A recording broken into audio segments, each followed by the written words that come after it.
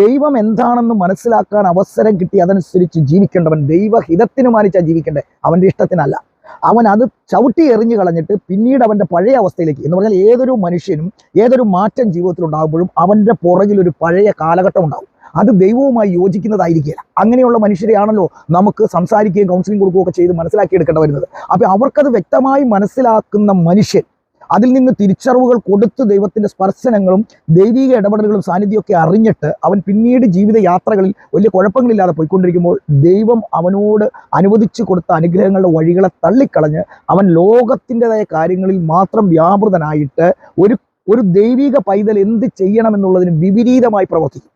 അവിടെയാണ് പ്രശ്നമുണ്ടാകുന്നത്. അങ്ങനെ വിപരീതമായി പ്രവർത്തിക്കുമ്പോൾ നമ്മൾ ചോദിക്കാറുണ്ട്, എപ്പോഴും പറയാറുണ്ട്, കർത്താവ് ക്ഷമാശീലനാണ്, ആരെയും ഭയപ്പെടുത്തുന്നവനല്ല, നീതിമാനാണ്, കരുണാമയനാണ്, എല്ലാമാണ്, ഇതെല്ലാം സത്യവുമാണ്. പക്ഷേ അവിടെ ഒരു കാര്യമുണ്ട് പ്രിയപ്പെട്ടവരെ, ദൈവത്തെ തിരിച്ചറിയാൻ കിട്ടുന്ന അവസരത്തെ പലവട്ടം കൊടുത്താലും അത് പൂർണ്ണമായി കൊണ്ടുപോകാത്ത മനുഷ്യനോട് ദൈവം കോപാകുലനാണ്.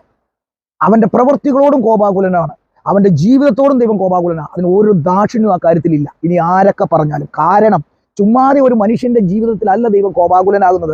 എന്നാൽ അവിടെ തന്നെ നമ്മൾ മനസ്സിലാക്കണം, പാപത്തിന്റെ ചെളിക്കുഴിയിൽ കിടക്കുകയും ദൈവത്തിനെതിരായി പീഡനങ്ങൾ മാത്രം ചെയ്യുകയും തെറ്റായ പ്രവൃത്തികളും ദൈവഹിതങ്ങൾക്കെതിരായി മാത്രം കാലത്തെ മുതൽ വൈകിട്ട് വരെ പ്രവർത്തിക്കുകയും ചെയ്യുന്ന ഒരു മനുഷ്യൻ, ആ മനുഷ്യൻ ദൈവത്തെ അറിയാൻ വേണ്ടി ഒന്ന് തുനിഞ്ഞാൽ, അല്ലെങ്കിൽ ദൈവത്തിന്റെ ഇഷ്ടം ഒന്ന് തിരിച്ചറിയാൻ അവനൊരു അവസരം കിട്ടിയാൽ അവന് രണ്ട് കൈയും നീട്ടി മാറോട് ചേർക്കുന്നവനത്. അപ്പോൾ പാപത്തിന്റെ ആഴത്തിൽ കിടക്കുന്ന മനുഷ്യനെ രണ്ട് കൈയും നീട്ടി സ്വീകരിക്കുകയും അവനെ മാറോട് ചേർക്കുകയും ചെയ്യും. എന്നിട്ടോ ഞാൻ ദൈവമാണെന്ന് അവന് ബോധ്യം കൊടുക്കുന്ന എന്തേലും തിരിച്ചറിവ് ദൈവം കൊടുക്കും, ഉറപ്പാണ്.